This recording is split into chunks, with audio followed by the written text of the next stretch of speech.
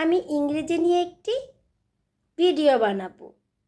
সে একটি বাড়ি বানাবে, তারা একটি সুন্দর বিল্ডিং তৈরি করবে, এরকম কোনো কাজ করবে বোঝাতে আমরা ফিউচার ইনডিফিনিট টেন্স বলবো। তার মানে ভবিষ্যতে কোনো কাজ করব বোঝাবে এরকম বাক্যই হচ্ছে ফিউচার ইনডিফিনিট টেন্স।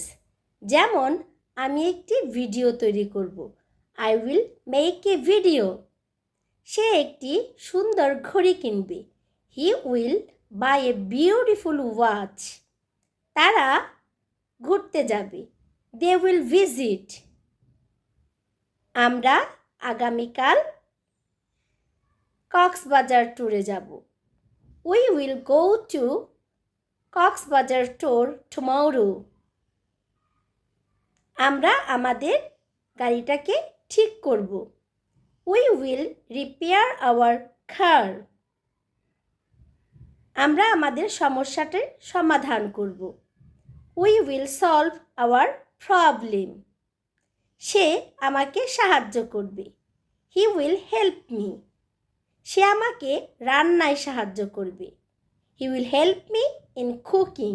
সে আমার সাথে থাকবে, she will stay with me. তারা ইংরেজি শিখবে, দে উইল লার্ন ইংলিশ। আমি গরিবকে সাহায্য করব, I will help the poor. আমার ছেলে অঙ্কটি করবে, my baby or my boy will do the sum. আমি ইংরেজি শেখাবো, আই উইল টিচ ইংলিশ। তুমি প্রশ্নটির উত্তর দিবে, you will answer the questions. আমার ভাই আমার সাথে দেখা করতে আসবে, my brother will come to meet me. So viewers, যে কাজগুলো ভবিষ্যতে করা হবে এরকম কাজ বোঝালে আমরা তাকে ফিউচার ইনডিফিনিট টেন্স বলবো। আর ফিউচার ইনডিফিনিট টেন্সের স্ট্রাকচার হচ্ছে subject plus auxiliary verb, shall অথবা উইল প্লাস ভার্বের প্রেজেন্ট ফর্ম।